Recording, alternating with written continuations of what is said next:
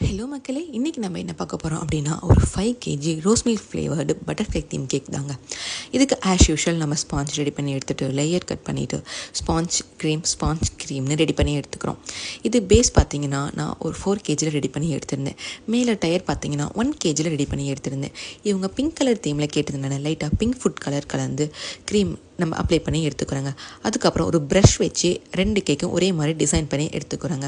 அதுக்கப்புறம் என்னங்க முக்கியமான ஸ்டெப்ஸ் டேக்கிங் தான். இதுக்கு ஒரு டவல் எடுத்து நம்ம 4 பக்கமும் 4 கேஜி கேக்கில் ஃபிட் பண்ணி எடுத்துக்கிறோங்க. அதுக்கப்புறம் ஒரு பெரிய டபுள் சப்போர்ட்டோட 1 கேஜி கேக்கை லிஃப்ட் பண்ணி மேலே 4 கேஜி கேக் மேலே வச்சிடுறாங்க.